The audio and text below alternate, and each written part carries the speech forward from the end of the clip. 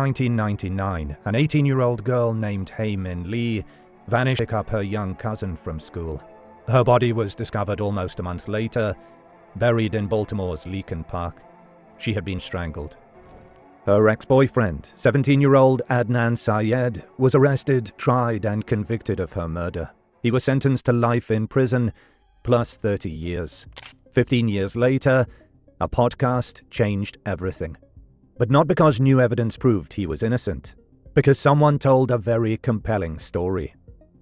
Before we get into the media circus, let's look at what put Adnan Syed in prison in the first place, because it's important context that often gets lost in the noise. Hae Min Lee was Adnan's ex-girlfriend.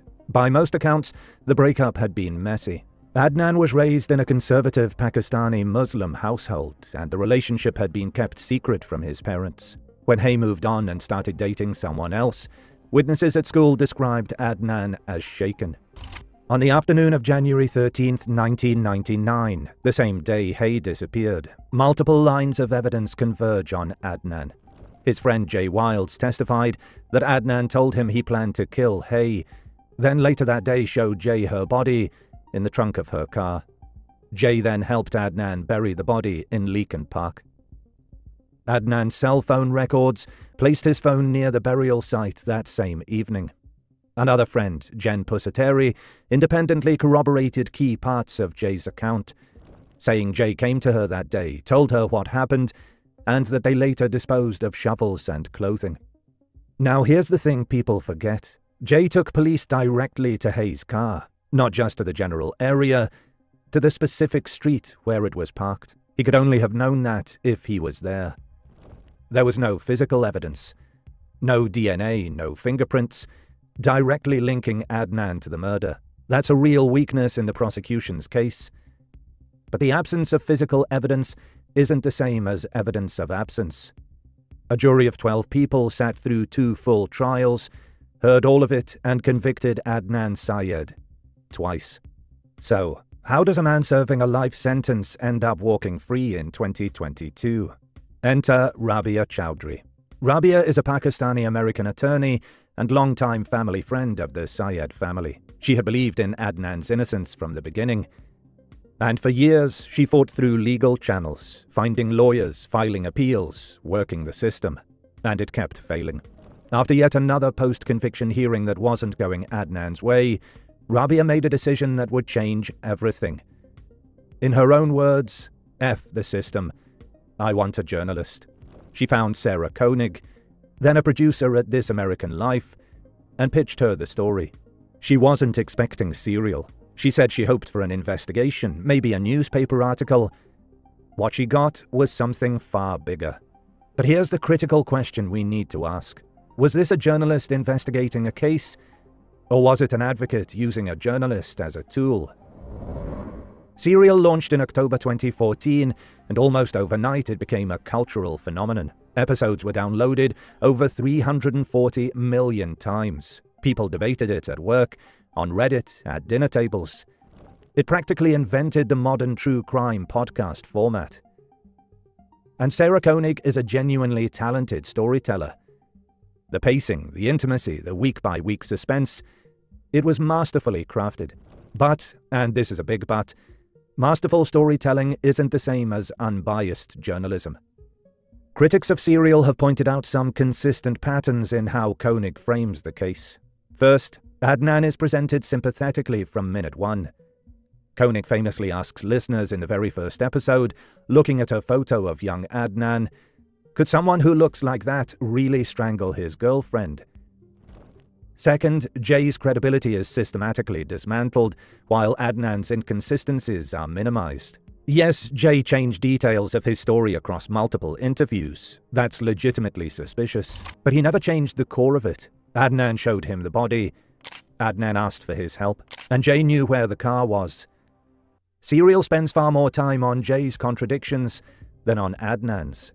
Third, the evidence is presented out of order and in pieces. Each episode dangles a new theory, raises new doubt, leaves you uncertain.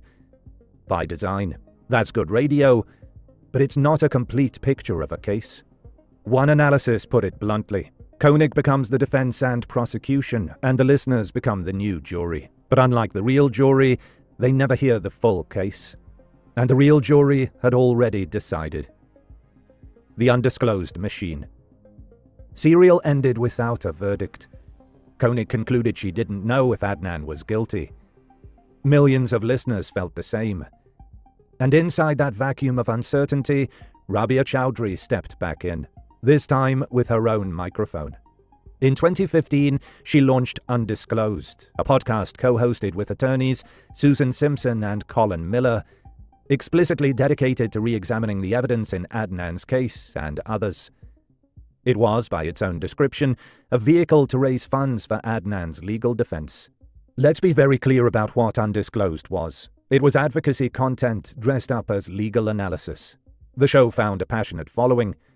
It presented dense, detailed examinations of evidence, cell tower data, lividity analysis, timeline reconstructions.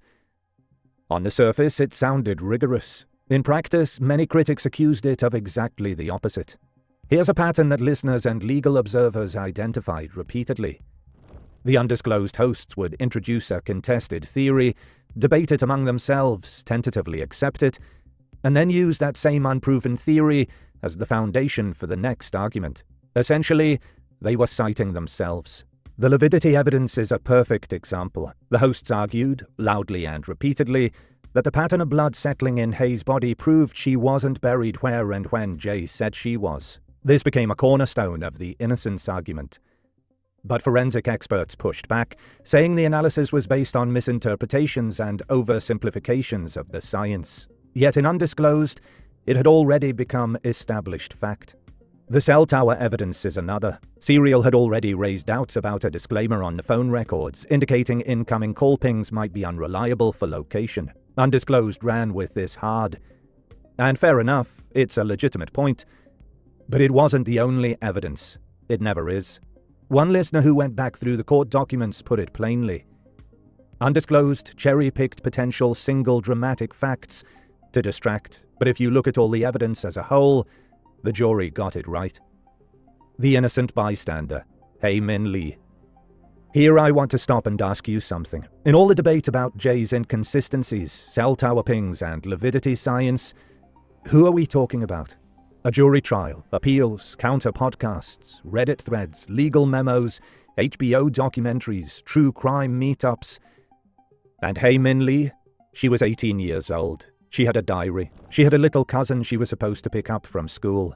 She wanted to go to college. She had a new boyfriend she was excited about. Her family has never gone on a podcast. They never hired a media strategist. Hae's brother Young Lee posted anonymously on Reddit in 2014, and his words deserve to be heard. To me, it's real life. To you listeners, it's another murder mystery, crime drama, another episode of CSI. You weren't there to see your mom crying every night. The family released a statement during Syed's 2022 hearing. It remains hard to see so many run to defend someone who committed a horrible crime, who destroyed our family, when so few are willing to speak up for Hae. In the era of prestige true crime content, the victim's family rarely gets a media deal. The playbook, serial, staircase, making a murderer. Now let's zoom out, because Adnan Syed's case didn't happen in isolation. It's part of a broader pattern, one that tells us something uncomfortable about the relationship between media, justice, and storytelling.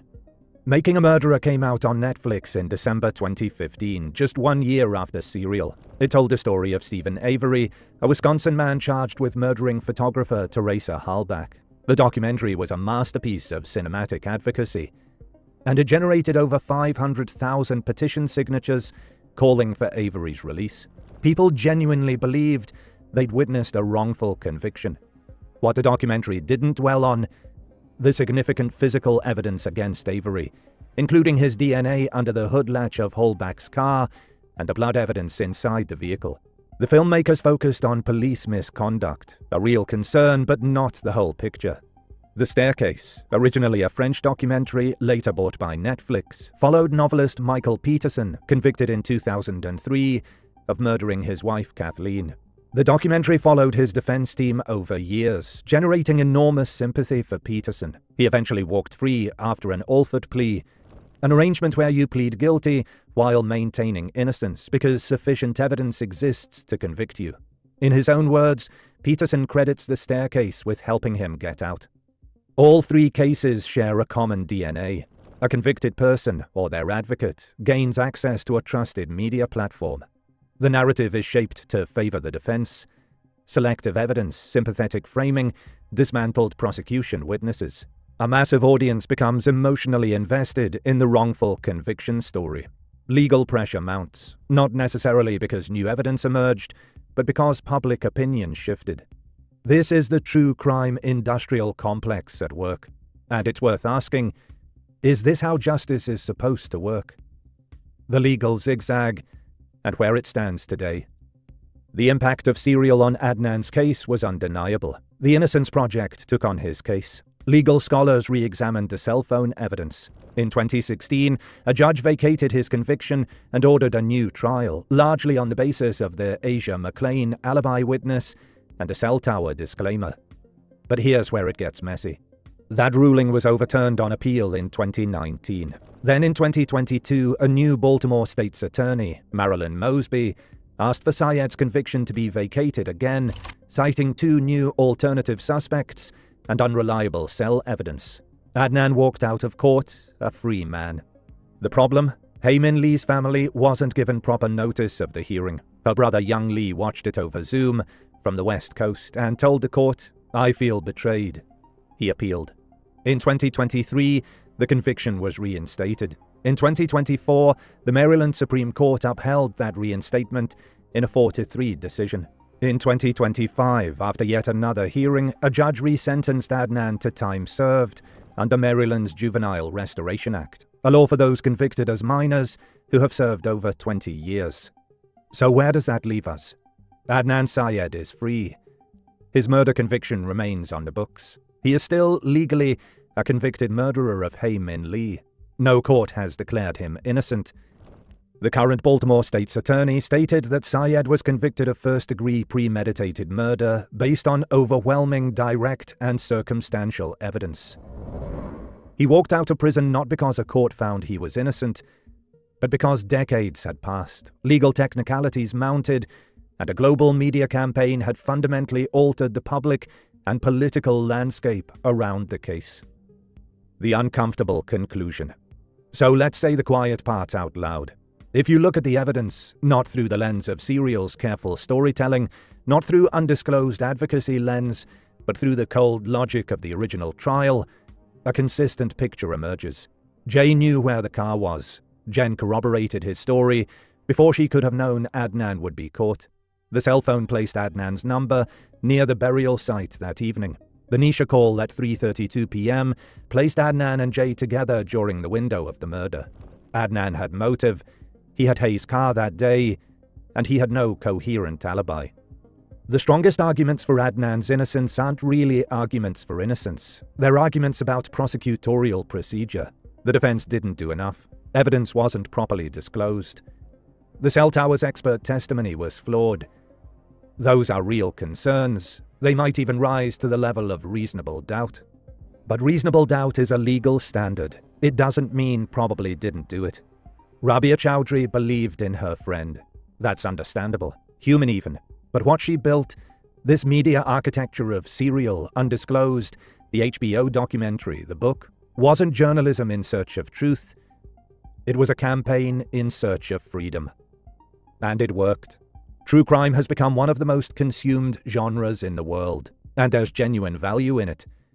Cases that were buried get sunlight, systemic failures get exposed, innocent people sometimes do get freed. But every time we hit play on the next episode, we should ask ourselves, whose story is this being told from? What am I not being shown? And what about the person who didn't get a podcast deal?